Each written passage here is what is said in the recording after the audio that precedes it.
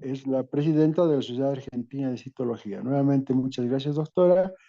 Nos hará la presentación de sesión de casos en citopatología mamaria.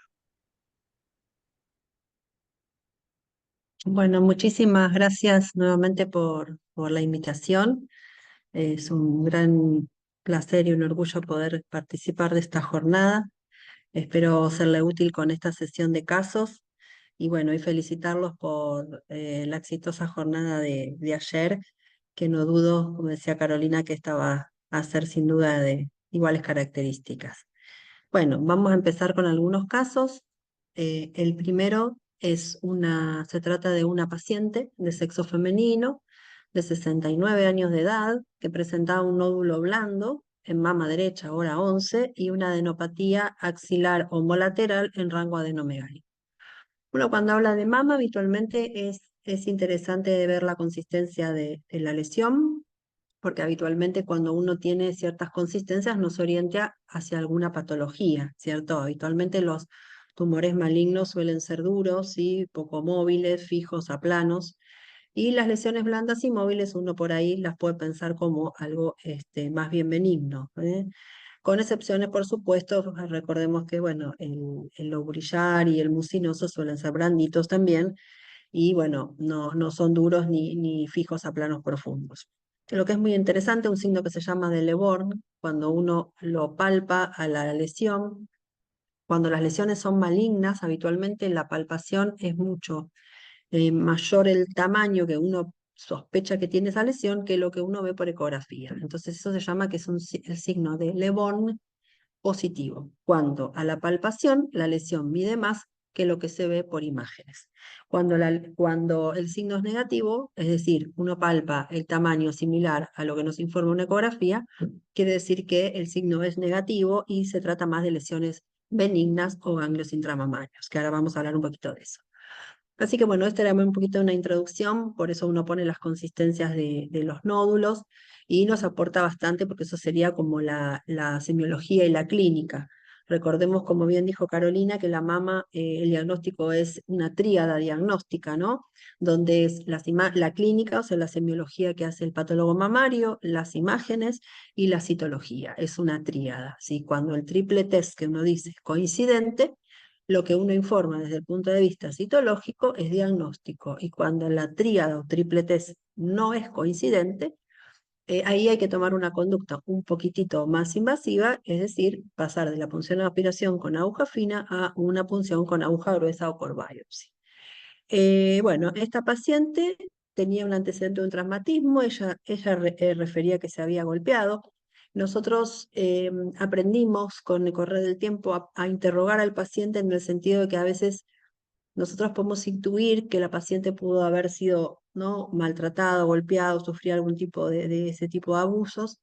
Y si uno no lo sabe preguntar o puede a la paciente de alguna manera inhibirla y no responderle, entonces uno puede pensar, vos te golpeaste, quizás pudiste pegarte con alguna alacena, tenés un perro que te pudo haber saltado, y la paciente se relaja un poco y te dice, ah, eso sí. Entonces a nosotros nos es de suma importancia, ahora vamos a ver por qué, poder tener el antecedente, ¿sí?, de que la paciente pudo haber recibido un golpe. Este traumatismo a la paciente le provocaba dolor, un edema y una inflamación importante de la mama. En un primer momento, la patología mamaria la interpretó como algo por ahí inflamatorio, una citosteatonecrosis, por el traumatismo, y bueno, recibió antibióticos que no respondía a la lesión, por lo cual se solicita la punción aspiración con aguja fina de los dos sitios, es decir, el nódulo en la mama y en la adenopatía. No resultaba raro tener una adenopatía en un contexto de una inflamación de la mama, porque como cualquier inflamación de cualquier sitio, siempre el ganglio, digamos, satélite puede llegar a reaccionar y ser un ganglio reactivo. Entonces podía esto ser una citoesteatonecrosis, una inflamación concomitante con su adenopatía no adenomegálica. Esto es lo que nosotros veíamos en los extendidos. La coloración esa rojiza fue difícil de modificar, porque, bueno, son las características del contenido de estas células que ahora voy a pasar a describir. Si nosotros vemos acá, nosotros vemos un fondo, siempre hay que fijarse en el fondo, recordemos que citología hay que hacer un estudio muy minucioso, uno trata de sacar provecho de cada cosa que uno puede de alguna manera utilizar como diagnóstico, y el fondo no es un dato menor ni un aporte menor en citología, y esto lo que nosotros tenemos son, por supuesto, eritrocitos y todo esto que vemos acá, que puede ser algo, uno dice necrótico, ¿no? Esto es todo lo que nosotros vemos acá. Fíjense que tiene un contenido estas celulitas. Bueno, en el contexto de algo que parece que está como hemorrágico, uno puede decir que pueden ser hemosiderófagos, ¿sí? Y en algún lugar, fíjense que puede haber alguna vacuolita. Si uno piensa que la paciente tuvo un traumatismo, perfectamente esto podría pensar uno que puede ser un área de citoesteatonecrosis por el golpe, ¿no? Con una hemorragia concomitante, y por eso tenemos acá los macrófagos cargados, en este caso ya con hemosiderina. Vamos a seguir con la otra microfotografía. Tenemos más de lo mismo, fíjense en estas celulitas que son totalmente benignas, se tratan de histocitos. Como hablábamos ayer en tiroides, los histocitos nosotros los vamos a ver en cualquier proceso quístico, ya sea benigno o maligno, o en las lesiones necróticas. En este caso uno podría pensar, como dije recién, en la citosteatonecrosis. Pero si ustedes se fijan, fíjense acá también que hay como, ¿no? Fuera un adiposito, esto no es artefacto ni es por ahí una gotita de líquido, una gotita de aire, no, esto son histocitos, fíjense, perdón, los adipositos, fíjense acá como tenemos el núcleo desplazado, pero si uno ve acá, miren esto, y empezamos a prestar atención, ¿no? Y acá lo mismo, ¿m? Y acá lo mismo. Esto ya no es lo mismo que veníamos viendo de estos macrófagos, ¿sí? Acá ya son celulitas que uno puede decir, mira, está una atrás de la otra, ¿eh? Lo que uno puede decir, esto es lo que se describe como fila india. Las células son relativamente pequeñas, fíjense en comparación con un histiocito, acá lo mismo. Hasta acá uno puede pensar en que esto ya no nos está gustando, ¿no? Ya pasa un poco más de algo de citoesteatonecosis. Pasamos ya a esta otra microfotografía donde acá, fíjense acá se ve muy bien la parte grasa con su necrosis, y además estas células que vemos acá, que ya no son ni epiteliales normales, ni epiteliales reactivas, como podemos ver en cualquier proceso inflamatorio, por ejemplo en la mastitis, sino que, como fíjense acá, esto ya a mí me da la sensación de que podría llegar a ser algo neoplásico, ¿sí? Perfectamente la paciente puede tener su lesión neoplásica y recibir un golpe y tener ambas lesiones, ¿sí? Eso también es importante porque uno a veces piensa en un diagnóstico y se queda ahí, ¿no? Y hay que pensar un poco más, que puedan suceder más de una entidad. Y un ejemplo que les doy, me acuerdo que mandaron a punzar a una paciente con un diagnóstico de un carcinoma de mama y tenía adenopatías axilares y nos pidieron su punción, nosotros lo punzamos y era un linfoma Hodgkin. Entonces, si uno se queda solamente y mira rápidamente los extendidos y ve que es una población linfoide, como habitualmente el fondo del Hodgkin es una población linfoide normal, no es patológica, sino que son las células de Riestenberg, y considerando que en un extendido las células de Riestenberg van del 1 al 10% de la población del extendido, uno lo ve rápido, pone que es, no, esto no es metastásico porque no vemos colgajo de células epiteliales, lo informamos negativo y resulta ser un linfoma Hodgkin. ¿Con esto qué quiero decir? Que si bien tenemos una lesión claramente y empezamos a ver otras cosas, poder pensar en la posibilidad de tener ambas lesiones en una misma paciente, ¿no? Entonces ya a mí esto no me gustó, la verdad que lo más parecido a esto son los carcinomas lobulillares en la mama. Vamos a mostrar otra microfotografía, fíjense acá, ¿eh? Yo esto que veo acá, fíjense en esta vacuola, acá lo mismo. Para mí esto es la citoestiato por el fondo necrótico, y estas células que parecían, ¿sí? Yo con esto solo, la verdad que ponerle un carcinoma lobulillar hubiera sido un poquito difícil, pero fíjense que esto es lo que nosotros veíamos en el ganglio, porque recordemos que teníamos una adenopatía homolateral, y lo que vemos es esto, que seguramente para todos nosotros es mucho más, resulta más familiar para pensar en que esto era un lobulillar. Fíjense que son células en su mayoría discoadhesivas. Esto sucede porque recordemos que estas células pierden la decaderina, por eso están discoadhesivas. Son muy pareciditos entre sí los núcleos, están ligeramente desplazados hacia la periferia, el núcleo es inconspicuo, tienen un citoplasma que a veces podemos ver una vacuola, y dentro de la vacuola una pseudoinclusión, como vemos en todas estas. O sea que la morfología de la punción era mucho más fácil, entre comillas, para vincular esta lesión con un carcinoma lobulillar. Fíjense en esta otra foto, qué lindo que sale. Estos coloraditos son globulitos rojos, ¿no? No confundir con células, pero miren qué linda que se ven acá, esas cuando tienen vacuolas y dentro de la vacuola la inclusión, ¿no? Así que esto también es importante, ¿por qué? Porque si nosotros tenemos la posibilidad de punzar una lesión y tenemos algo que el paciente nos puede documentar y también punzarlos, nos es mucho más fácil. Fíjense que si teníamos solamente la lesión, punzábamos solamente la lesión de la mama, hubiera sido más difícil de poder ponerle a esto un carcinoma lobulillar, ¿no? Sin embargo, teniendo la punción de la axila, nos resulta un poco más sencillo de informarlos. Cuento un ejemplo que no es de mama, pero una vez un paciente muy joven, usamos un nódulo laterocervical y eran células escamosas. Y uno tiene que pensar, recordemos, en que eso puede ser un quiste branquial, a la edad de un paciente joven. En el interrogatorio nos describe que le costaba tragar. Le hacemos abrir la boca y tenía una amígdala horrible, la punzamos y era un carcinoma escamoso muy bien diferenciado. Entonces, si nosotros solo hubiéramos tenido el tumor laterocervical, quizás hubiéramos pensado más en un branquial por la edad y porque habitualmente no tienen atipía y este tumor era muy bien diferenciado, teniendo también la punción de la amígdala, nos resultó de mucha utilidad al paciente para poder ser más exactos y poner que eso era metastásico. En este caso lo mismo, si tienen la posibilidad de punzar las dos cosas, a veces es muy útil y es de buena práctica hacerlo. Este caso salió como que, bueno, el nodulito de mama, como que el hallazgo citológico era compatible con un carcinoma infiltrante de mama, uno lo puede poner porque tenía todos los criterios, probable lobulillar, por supuesto asociado a una citosteatonecrosis, que era lo que, digamos, representaba la clínica que tenía la paciente, era la citoesteatonecrosis real por el golpe que ella había sufrido y no el carcinoma, ¿no? Esto fue un hallazgo en la punción de la paciente, por suerte que uno pudo detectarlo a tiempo. La categoría del sistema Yokohama es la maligna, como bien explicó Carolina. A mí me parece interesante mencionar esto, que el sistema Yokohama es para el reporte de la punción aspiración con aguja fina de la citopatología mamaria, no es para otra toma digamos, de obtención de lesiones mamarias. ¿Qué quiero decir con esto? Una secreción por pezón, nosotros no vamos a usar el sistema Yokohama, nosotros vamos a usar el sistema Yokohama en aquellos extendidos obtenidos por punción con aguja fina. Y el ganglio axilar salió como, bueno, metastásico de un adenocarcinoma y lo vinculamos, por supuesto, al origen primario mamario de la lesión. Vamos al caso número 2. Se trataba de una paciente de sexo femenino de 56 años de edad. Tenía un nódulo en la mama izquierda duroelástico, ¿sí? Y una adenopatía axilar homolateral. Lo mismo. Se solicita PAF de ambos sitios.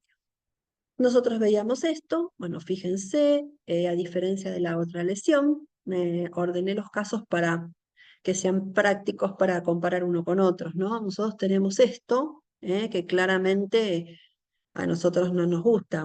A mí me gusta a veces pensar, si no estoy bien segura de lo que es, digo, bueno, ¿qué es lo que no es? Entonces, esto claramente no es algo que pueda uno pensar en benigno, no es una citosteatonecrosis, no es un lipoma, no es un fibroadenoma, no es un tumor filodes, no es algo inflamatorio. A veces pensar al revés también ayuda bastante. Lo que nosotros vemos es una población, fíjense, de células.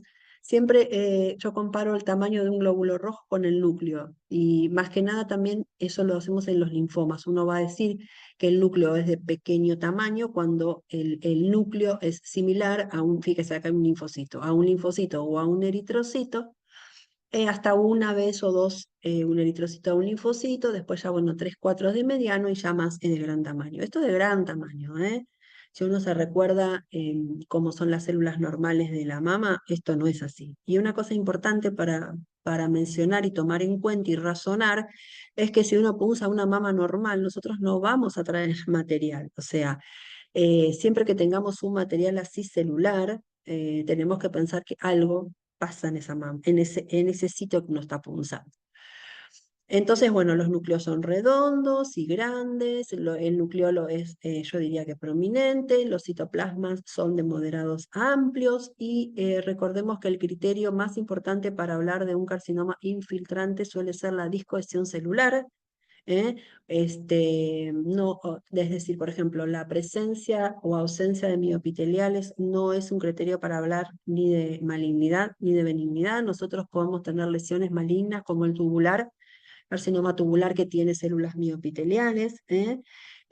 Así que no es el criterio más importante, el más importante es la discohesión, ¿eh? Hay que tener mucho cuidado con las lesiones papilares porque cuando uno las extiende se disgrega demasiado, vemos discohesión y no hablamos de infiltración por eso, pero cuando el carcinoma es infiltrante, habitualmente nos ayuda a diagnosticarlo cuando vemos la discohesión.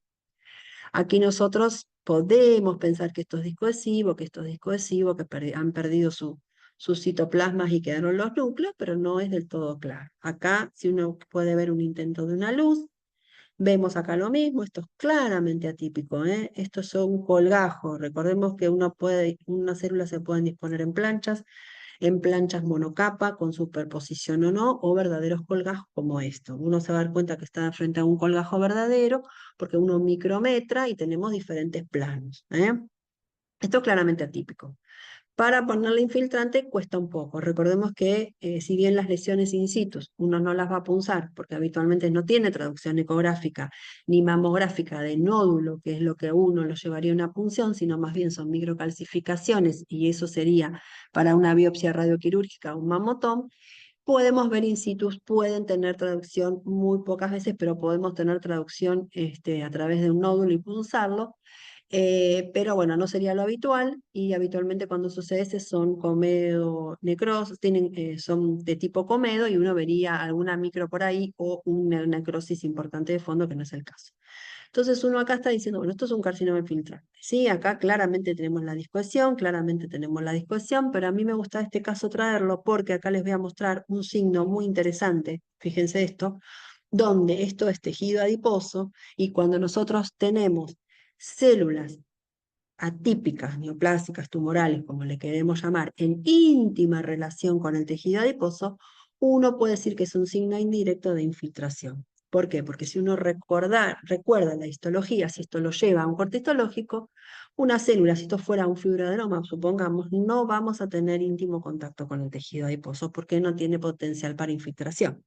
Entonces esto es muy lindo porque no se suele ver habitualmente, pero cuando uno lo ve, lo puede vincular. Esto entonces no tenemos dudas por morfología ni demás en que esto se trataba de un carcinoma infiltrante y obviamente un probable NST por las características de la lesión. Esto corresponde a una categoría maligna del sistema Yokohama y el nódulo que también se punzó, recuérdense que teníamos también un gangliecito, tenía las mismas características citomorfológicas, con lo cual estaba comprometido y salió como metástasis. El próximo caso es una paciente femenina de 62 años y que se presenta a la consulta, este caso es muy lindo, se presenta a la consulta con una adenopatía axilar derecha. Nosotros nos derivan, habitualmente, como decía ayer, las pacientes cuando se vienen a punzar, nosotros hacemos las punciones a demanda espontánea, nosotros tenemos esa formación porque hay pacientes, aquí en Argentina está viviendo una situación complicada y hay pacientes que por ahí no pueden volver a faltar a su trabajo otro día, no tienen tampoco quizás para viajar hasta el hospital, entonces uno trata de resolverle en el día la situación. Entonces por ahí son pacientes que consultan al consultorio de patología mamaria, en la semiología le palpan o una mama o axila y la mandan directamente al servicio nuestro a punzarla y nosotros le hacemos la punción y no tenemos antes la ecografía, porque es el camino inverso, ¿no? Muchas de las veces. Teníamos solo la adenopatía axilar, palpable, no teníamos la ecografía, en esta época nosotros ahora contamos con un ecógrafo en el servicio, en esta época nosotros no lo teníamos, lo deriva como puse ahí, y ellos sospechaban un primario oculto de mama, ¿sí? O una metástasis con metástasis ganglionar. porque ellos no lo palpaban en una mama pequeña, ¿sí? No palpaban nada en la mama y palpaban una adenomegalia axilar. Entonces, considerando que ya tengo una adenomegalia axilar y no se palpa nada en una mama pequeña, si pensaban que esto se trataba de una metástasis ganglionar, el primario de mama es oculto, ¿sí? Acuérdense que el tumor primario oculto, primero tenemos la metástasis y después aparece el nódulo. Habitualmente son los carcinomas NST, ductales, ¿no? Los NOS, porque son los más agresivos en general, de los más comunes, son el más agresivo, entonces primero da la metástasis y después hace el nódulo visible. En una ecografía, en una mamografía no se va a ver las lesiones, habitualmente son criterios para mandar a resonancia, donde ahí sí se puede ver la lesión. Pero si se puede ver la lesión por alguno de los métodos, se deja de llamar oculto y ya no es un primario oculto. ¿Cómo sabemos que es un primario oculto de mama con metástasis ganglionar si no tenemos la lesión en la mama? Porque uno le va a hacer la histoquímica en la axila y nos va a decir que es una metástasis de un primario mamario por el GATA, por la mamoglobina o lo que uno utiliza. ¿Eh? En este caso esa era la sospecha porque no tenía nada semiológicamente en la mama y lo que la paciente refería que ella tenía una hermana fallecida por, puse entre comillas, cáncer de mama porque no teníamos más que esa información. Y esto es lo que nosotros vemos al microscopio, ¿sí? Esta es la punción de la axila. Si uno lo ve, yo le voy a dar un poquito más de aumento, fíjense que se ve claramente un fondo, acá se ve por ahí mejor, perdón que volví al anterior, en el extremo superior acá derecho, esto es un material que todos podemos reconocer como mucoide, ¿sí? O moco, mucina, y fíjense acá con más aumento de las células, donde claramente tenemos células de núcleos grandes, redondos, desplazados, y un citoplasma microvacuolado, esto es sin ninguna duda, y fíjense acá esta fea mitosis que tenemos acá, ¿eh? Esto uno va a decir, esto es un carcinoma de tipo mucinoso, un adenocarcinoma de tipo mucinoso. Lo que a mí me llamaba un poquito la atención era lo siguiente. Yo decía, ellas decían, bueno, es la metástasis de la mama. No. A ver, vamos, yo pensaba, digo, un primario oculto de mama nunca va a ser un mucinoso, porque el mucinoso es de lento crecimiento, no es tan agresivo. Yo me hubiera esperado acá encontrar lo que se parece como al anterior, un NST, no un mucinoso. O sea, es raro que un mucinoso tenga la metástasis axilar y todavía no tengo un primario en la mama. No me cerraba. Entonces, y además morfológicamente, eso desde el punto de vista clínico, recordemos que el carcinoma mucinoso de mama tiene prácticamente no tiene atipía, no tiene, es muy, muy tranquilo en su morfología. Acá no, fíjense que tiene una muesquita, tiene un núcleo más feo, tiene las mitosis. Si bien era un mucinoso, la clínica no me cerraba y la morfología tampoco me parecía como metastásico de un mucinoso de mama. Entonces, fíjense acá, esto es muy lindo también de ver, donde es la trama vascular hermosa que se ve en las dos microfotografías, que esto es característico de las lesiones mucinosas. Acá más de lo mismo. Entonces, fíjense en las celulitas, el moco de fondo, las vacuolas, y yo lo informé como una metástasis ganglionar por un adenocarcinoma de tipo mucinoso. Y yo les aconsejé y le dije, miren, estudien a la paciente porque esto puede no ser de mama, porque sería rarísimo que sea la mama. Bueno, la paciente la programan cirugía, le programan una mastectomía más una linfadenectomía, porque ahí sí la estudian a la paciente y no le encuentran antes de programarle la cirugía ninguna lesión en la mama. Y se acuerdan que cuando es un oculto es la mastectomía directo. Y el día de la internación le hacen una ecografía mamaria cuando la internan para operarse, acá LA es linfadenectomía, y lo que ven es un nódulo, ovoide de bordes netos en el cuadrante superexterno de la mama de 2 por 1,5 centímetros. Entonces nos solicitan que punchemos esta lesión. A mí me llamó la atención, ¿por qué? Porque justamente después de un mes de haberle punzado la axila, es raro que de no tener nada, de repente la paciente en la mama tiene el nódulo primario que mide 2 centímetros. No era para nada, no me cerraba la clínica porque digo, o sea, hace un mes no tenía nada en la mama, esto es un mucinoso, de repente tiene un tumor de 2 centímetros en la mama, cuando la van a operar, no me cerraba de ninguna manera. La punzamos y vimos lo mismo que veíamos en la axila, pero fíjense, lo mismo el moco, las células, y todo esto que nosotros vemos acá son linfocitos. linfocitos, linfocitos. Acá, perdón, yo lo remarqué, núcleo ovoide de bordes netos, y ahora les voy a decir por qué. Linfocitos, y acá lo mismo, todo estos son elementos linfocitarios y estas son las pocas células neoplásticas. Entonces, recordemos que los linfocitos no forman parte de los carcinomas mucinosos, ¿eh? No están los TILs para contar como si esto fuera un NST, que no sería raro que veamos linfocitos. Si esto fuera un medular, no sería raro que veamos linfocitos. Acá sí es raro que veamos linfocitos. Una lesión que aparece después de un mes, llena de linfocitos, un núcleo redondito ovoide. Yo dije, esto no es el primario de mama. Digo, chicos, no le hagan mastectomía, esto no es el primario de mama.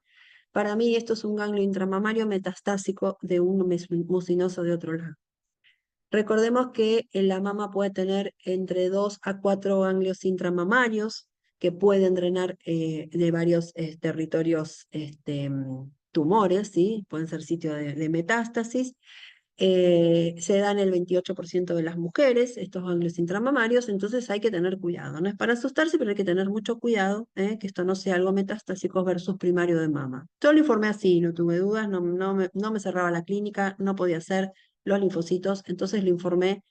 Bueno, acá más fotitos, perdón, donde tenemos la trama vascular, lo mismo que se veía, pero estaba lleno de linfocitos. Pero en este caso, en el otro se podían ver linfocitos porque era una axila, pero esto no era una axila, no tendrían por qué verse. Entonces yo lo informé como una metástasis ganglionar intramamaria de un adenocarcinoma de tipo mucinoso. ¿eh? La categoría es maligna, porque esto también es importante. Cuando hay una metástasis intramamaria, también se utiliza el sistema Yokohama. Y bueno, y lo que hicieron a la paciente, le programaron la nodulectomía, es decir, este nodulito que había aparecido, y el vaciamiento axilar porque tenía compromiso de la axila.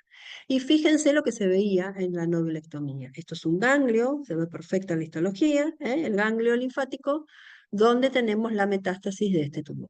¿eh? Entonces esto se estudia a la paciente tenía un carcinoma de vesícula, tenía todo el retroperitoneo lleno de adenopatías comprometidas.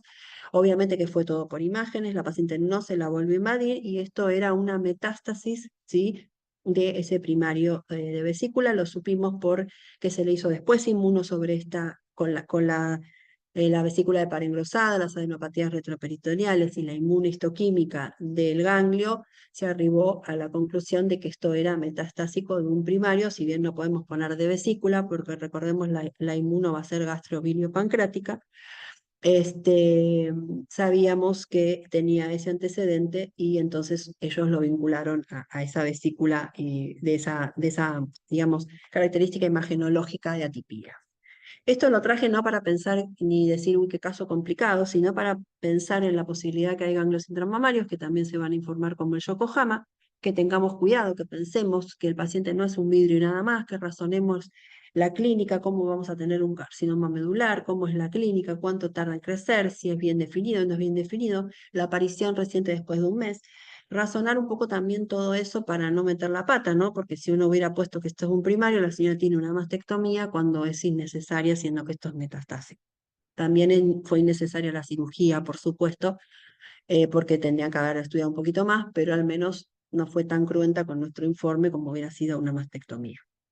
Y yo les traje acá una foto de cómo se ve un mucinoso de mama. Fíjense la diferencia que nosotros veíamos hace un ratito, la francatipía, esas vacuolas mucho más grandes, esos citoplasmas mucho más amplios que acá. Fíjense que acá si uno los ve más de cerca, siempre vamos a tener la trama vascular, siempre vamos a tener de fondo el moquito, como se veía en esta fotografía, pero fíjense que la morfología son un poquito más chiquititas que las que veíamos, muy prolijitas, fíjense que son muy iguales todas entre sí, a diferencia de lo que veíamos anteriormente, y el citoplasma es mucho más escaso y prácticamente no tienen vacuolas intranucleares como veíamos anteriormente. Por eso también la morfología tenía que llamarnos la atención, siendo que un carcinoma mucinoso de la mama no tiene la tipicidad que teníamos en nuestra citología.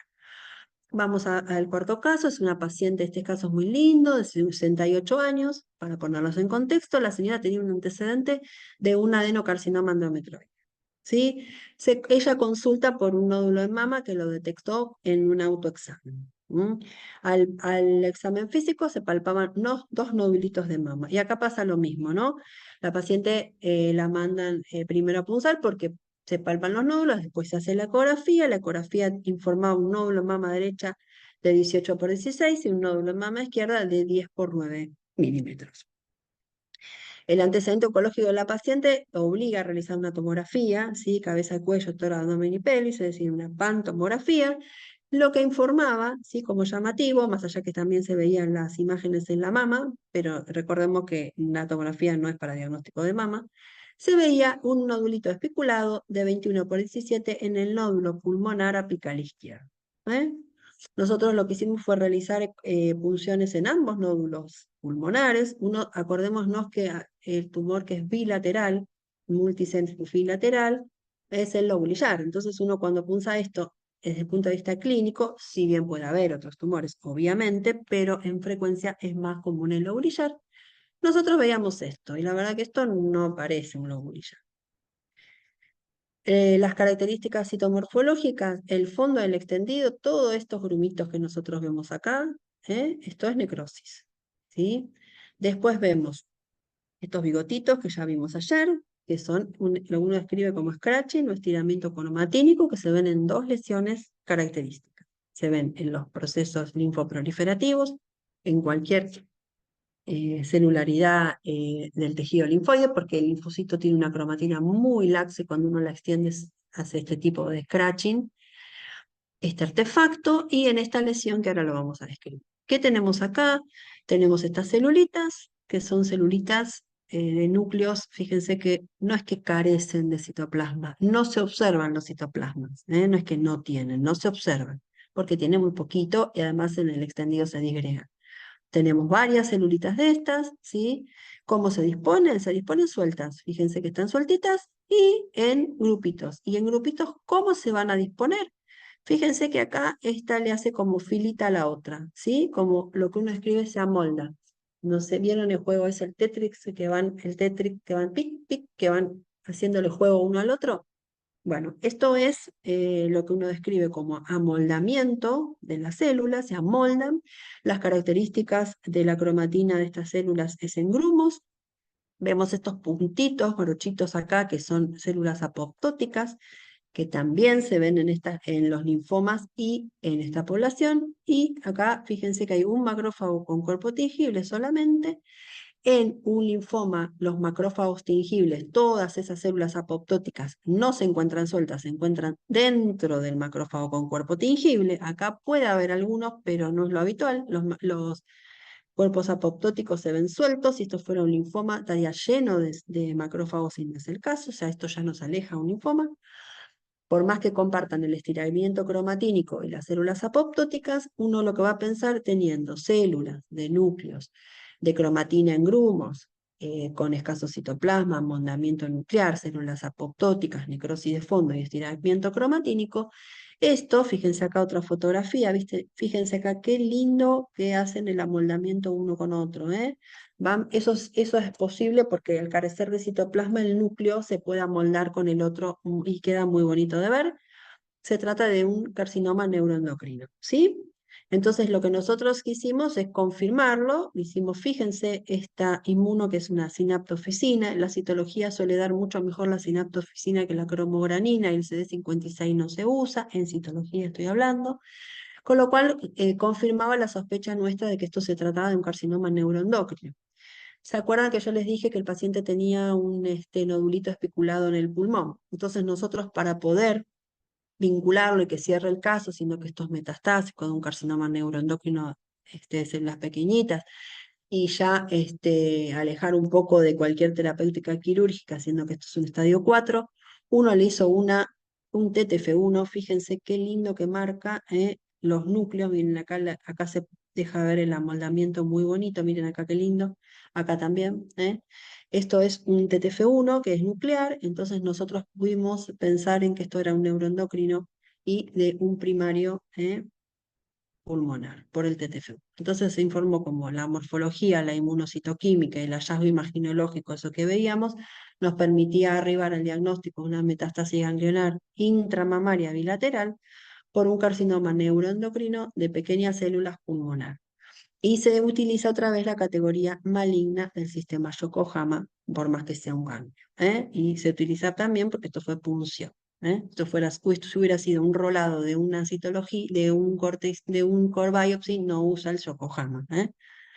Bueno, quedan dos casitos nada más, tienen que ver este con el otro. Esta era una paciente femenina de 64 años, tenía un nodulito en la mama derecha, cuadrante externo, era bordes regulares, teníamos la ecografía y era blandito.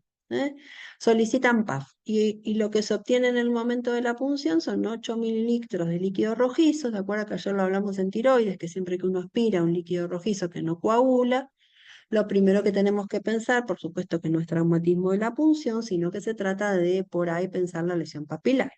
Entonces lo que vemos aquí, fíjense qué lindo, en el fondo estos eritrocitos los íbamos a tener seguro, y esta población, que acá a poco aumento mucho, lo que más permite ver son estos grupos, ¿sí? Con por ahí en planchas o no, con superposición o no, acá mucho no podemos ver, sí que es muy celular.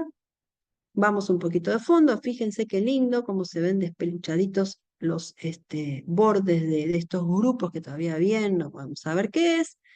Aquí a mayor aumento, miren qué lindo que se ven las celulitas en empalizadita en los bordes. Fíjense que se tratan de papilas, miren qué lindo, más allá de, como vamos a ver después, uno puede hablar de arquitectura o puede hablar de características citológicas. Acá se ve muy lindo, fíjense con este aumento, qué hermoso se ve, las células con la empalizadita así de las papilas. En este caso no podemos ver los ejes vasculares, las células son redonditas, elongados sus núcleos en la periferia de estos grupos, y esto podemos, fíjense acá con mayor aumento, creo que hay otra que es esta, que es la última, miren qué lindo, cómo se ven las características de las células en el contexto de este nódulo, que era bien delimitado, que era blandito, y que uno aspira 9 mililitros de líquido pardo que no coagula, uno hace el diagnóstico de que esto es una lesión papilar. Y acá me quiero detener un segundito, porque recordemos, como explicó Carolina, hay lesiones que por sí no pueden categorizarse con diagnósticos precisos por las características del tipo de célula, del tipo de lesión, perdón. Los papilares y los mucinosos son dos de ellos. Por ejemplo, una lesión mucinosa, uno no le va a poder poner carcinoma mucinoso, nunca, porque hay lesiones mucinosas que no son malignas. Por ejemplo, un fibroadenoma con degeneración mucinosa, las lesiones mucocele-like. Entonces uno tiene que tener mucho cuidado con poner la palabra carcinoma. Lo que uno va a poner es que es una lesión mucinosa en ese caso, ¿sí? Y lo mismo, a veces para poner carcinoma mucinoso, recordemos que tenemos que tener un porcentaje de carcinoma mucinoso para poner que es mucinoso, si no es un NST habitualmente con componente mucinoso, y eso lo vamos a ver ni siquiera en una biopsia pequeña, con una core biopsia, sino que lo vemos con la pieza. Entonces nosotros no podemos poner la palabra carcinoma en lesiones mucinosas. Nosotros antes sí lo hablamos porque hablábamos de ganglio. La única situación donde uno puede poner un carcinoma es si tengo el nódulo en la mama y tengo la axila. Entonces ahí sí es carcinoma porque ya tengo la metástasis. Si no, no. Lo mismo pasa con las lesiones papilares. Son lesiones papilares y nada más, porque ni en biopsia pequeña podemos hacer diagnóstico de certeza. Es un espectro enorme de lesiones papilares, y uno necesita la pieza para poder hacer un diagnóstico de certeza. Siempre es la exéresis completa de la lesión. Nosotros, tanto en la lesión mucinosa como en la lesión papilar, podemos utilizar las dos categorías. Una es la atípica y la otra es la sospechosa. Yo acá tengo una lesión papilar y uno va a decir, si estoy pensando en que esto va a resultar ser algo benigno, yo lo voy a utilizar la categoría típica, porque como dijo bien Carolina, cuando las lesiones eh, incluidas dentro de la categoría típica, en su mayoría van a resultar ser benignas. Y las lesiones sospechosas, en su mayoría van a resultar ser malignas. Es decir, yo teniendo esta morfología, digo, esto es una lesión papilar. No puedo ponerle si es benigno, o sea, un papiloma, o si es maligno con todo el espectro de las lesiones papilares. Pero a mí me parece que es más benigno, ¿sí? Por las características de la punción, que viene líquido, rojizo, de 8 mililitros, que es un montón. Los carcinomas no suelen tener así. Más bien son las lesiones papilares, los quistes complejos, ¿se acuerdan que son que tenemos prácticamente, es un quiste, digamos, que tiene parte sólida y parte líquida? Entonces yo digo, bueno, esto no lo puedo poner con nombre y apellido, lo voy a poner como lesión papilar, y una categoría típica. ¿Por qué? Porque yo pienso más que esto puede ser una lesión benigna que maligna, pero me sobran, como decía Carolina, características citomorfológicas, o en este caso la lesión papilar por sí misma no es posible categorizar. Y el último caso es una señora de 53 años, un nódulo en mama derecha, luro elástico irregular, y lo que nosotros veíamos era esto, la citología. ¿Eh?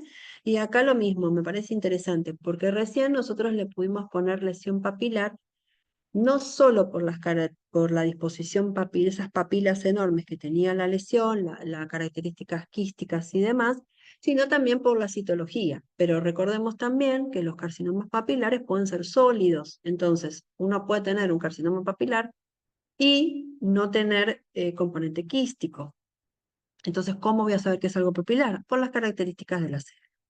En este caso, fíjense, las lesiones, esto es un núcleo que habitualmente está desplazado a la periferia. Si ustedes prestan un poco de atención a los citoplasmas, fíjense como que son moderados a gran, digamos, sí, abundantes, y suelen tener estas prolongaciones que ves que vemos acá, del citoplasma. Entonces son bien prolijitas, núcleos redonditos, núcleos inconspicuos, cromatina laxa, citoplasma amplio, en algún lugar es medio granular y en otros lados tiene estas elongaciones o proyecciones muy características de esta lesión. Fíjense qué bonito acá, que si bien no es una papila verdadera, lo puede simular. Y fíjense acá cómo tenemos esta cosa elongadita. Miren los citoplasmas, los núcleos muy prolijitos, como dijimos recién. Entonces a mí la verdad que esto me parece que son características citomorfológicas de algo papilar, por lo que venimos describiendo. Fíjense acá lo mismo, fíjense qué bonitas estas que se ven sueltitas acá. Si bien no tienen esa elongación que veíamos en la anterior, es lo mismo, miren cómo están desplazados y tienen este citoplasma hacia un costado. En este caso, la verdad, lo más probable es que esto no pareciera que fuera un papiloma como vimos antes. Primero por las características ecográficas de la lesión, donde era un nódulo sólido, ¿sí? Y los papilomas o las lesiones papilares que son benignas son habitualmente quísticas, no son sólidas como esta. Y las características de la célula no es la de un papiloma, como veíamos hace un ratito, donde se veían divinas esa pseudo empalizada que se mostraban las células en los bordes de los grupitos y de las papilas. No es así. Entonces, yo lo que voy a decir es que, bueno, esto es una lesión papilar otra vez para mí, pero miren acá qué lindo. Otra foto donde acá puede verse, sí, como un capilarcito atravesando todo esto, las características que ya veníamos describiendo. Acá se ve perfecto este capilar y acá lo mismo y acá lo mismo. Todos los carcinomas pueden tener capilares. No es que porque tenga un capilar vamos a pensar en un papilar, pero con todas las características y los detalles que venimos conversando, esto a mí me hace pensar en que se trata de una lesión papilar. Entonces, razonando hace un ratito que si uno piensa que la lesión papilar per se no podemos incluirlas dentro de algo benigno o algo maligno, a no ser en maligno que tenga el compromiso axilar, lo vamos a tener que informar como atípico sospechoso. Así como el anterior lo informamos como atípico, porque si bien la lesión en sí tiene su limitación, lo más probable es que resultará benigno. En este caso, lo más probable es que sea un carcinoma papilar y esto sea una lesión maligna. Entonces, este diagnóstico corresponde informarlo también como una lesión papilar, como el anterior, pero con una categoría sospechosa del sistema Yokohama. Voy a hacer un comentario final donde el Yokohama sugiere poner comentarios. Por ejemplo, uno acá está poniendo los hallazgos citológicos son compatibles con una lesión papilar. Uno puede poner una nota como los diagnósticos que uno puede, digamos, presuntivos o los diagnósticos diferenciales que uno está pensando, ¿sí? Y después la categoría. Todas, como explicó muy bien Carolina, tienen su riesgo de malignidad, tienen su, digamos, frecuencia y por supuesto tienen su conducta, su indicación terapéutica indicada y su conducta posterior. Si se hace un core biopsy porque falta, si se hace una exéresis, como en estos casos que no se puede definir por citología, eso está muy bien explicado en el Yokohama, pero además sepan que en cualquier diagnóstico es de buena práctica, si ustedes pueden y quieren poner una nota, ponerlo y poner, por ejemplo, si fuera una lesión benigna y es un tumor bifásico, porque tengo componente estromal, tengo epitelio y tengo mioepitelial, uno puede poner una nota que el diagnóstico diferencial puede ser entre un fibroadenoma versus un filodes, o las características del estroma, porque es celular mamelonado y amplio, permiten, sugieren descartar filodes en primera instancia. Eso está contemplado siempre en la categoría, porque es lo que me va a llevar a una conducta posterior. Bueno, justo terminé 3 minutos antes, no me quería pasar, así que yo vuelvo a agradecerles a todos por la atención y por la invitación a toda la organización del evento. Así que estoy abierta a preguntas, eh, si es que tienen alguna, y si no, bueno, saludarlos y que continúen mis colegas. Doctora, muchísimas gracias, muy complacidos por esa magnífica viaje, por todos esos casos que usted nos ha presentado. Es muy importante la correlación clínica. Alguna vez nos hemos tropezado siempre con alguna metástasis en mama y realmente nos ha ocasionado mucha reflexión y alguna noche sin dormir, porque no es sencillo. Sí, Como usted nos ha sí, explicado y ha lo aclarado, traje más que nada para, no para asustarnos y decir, ay, qué sí, difícil, no, porque la idea es que todos podemos informarlo. El tema es que hay que poder pensarlo, eso me parece interesante, decir, bueno, pensemos que puede haber algo distinto. Y bueno, como usted dice, nos va a llevar un par de noches pensar y no hacer un sí. diagnóstico que quizás después, obviamente, paciente salga perjudicado y nosotros no metamos la pata ahí, ¿no? La idea de traer esos casitos era eso, no hacer compleja la citología en lo más mínimo, ¿eh? Fue eso nada más.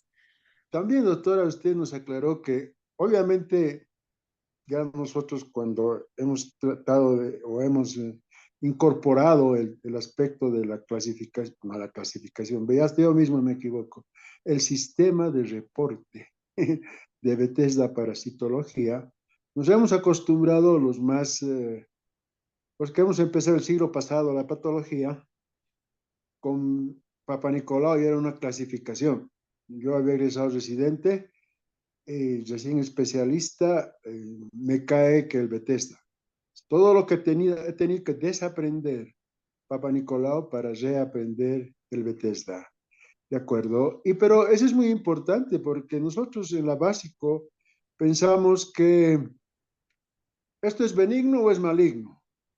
Y nunca hemos pensado ocurrir en nuestra lógica y condicionamiento del razonamiento en cada placa, ¿es primario o secundario? No, Claro. siempre estamos sospechando, pero se nos cae y no sabemos qué es ese rato, ¿no? Y bueno, después, si no hay una clínica, si no hay investigación del paciente, no tenemos una conclusión rápida y certera.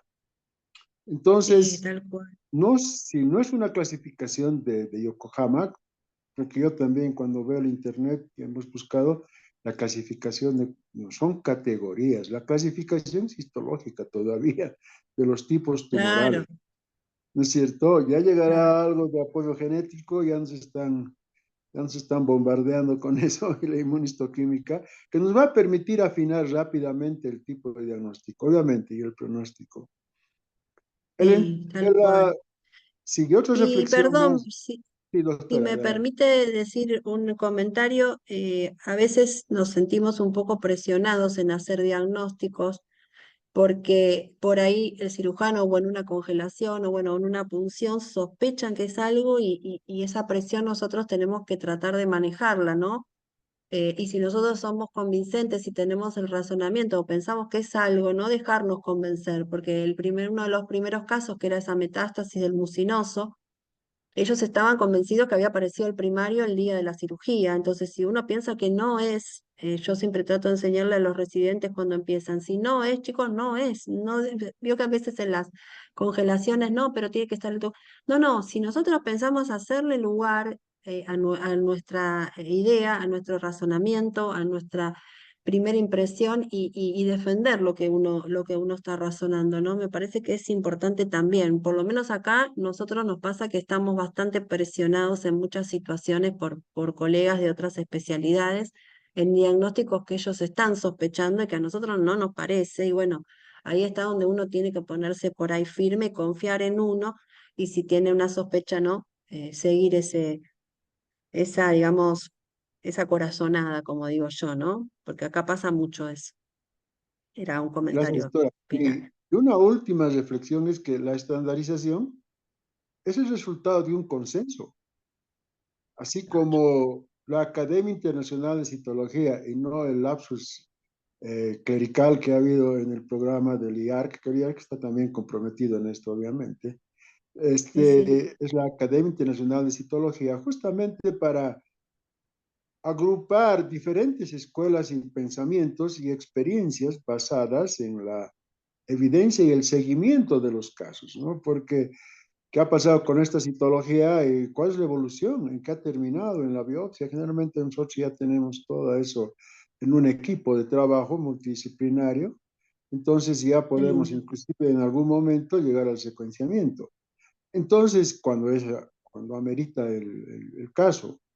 Entonces, doctora, yo creo que pronto la sociedad boliviana, en este año espero, lleguemos a que por consenso adoptemos los sistemas de reporte para cada tipo de, porque hay tiroides, ya está, Bethesda, Bethesda. Es dicotómico, no es que hacer un diagnóstico citológico. Yo recuerdo bien, en Papa Nicolau nos obligaban y éramos residentes.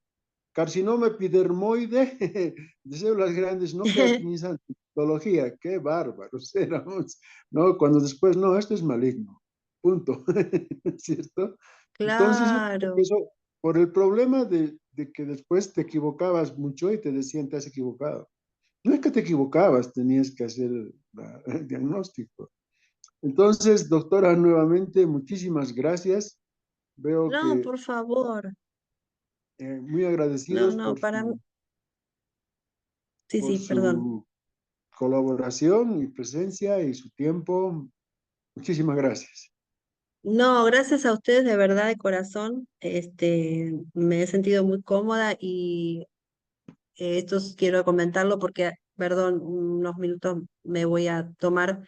Comenté a todos mis colegas lo cálidos que son todos ustedes en las presentaciones, en los respetuosos, en su diálogo, en las palabras que utilizan. La verdad que son un pueblo maravilloso, lo tengo que decir y lo digo orgullosa que seamos vecinitos, pero la verdad que es admirable el respeto, la calidez humana, los tratos, los modos, y que no es muy común de ver habitualmente, así que los felicito por esa cultura que tienen y por haberme hecho sentir cómoda, y sepan que, bueno, en lo que yo pueda ser útil, si consideran que les sirva, estoy dispuesta a cualquier actividad que ustedes consideren que yo pueda dar algo que les sea útil para la formación, o lo que ustedes consideren de mi parte, porque más que agradecimiento eterno para haberme permitido este intercambio con ustedes. La verdad, estoy muy contenta y muy feliz de haber conocido una partecita de su sociedad y de estos eventos. Así que muchas gracias, de verdad, te lo digo de corazón. Muchas A gracias. usted también, doctora, muy agradecido de todo corazón.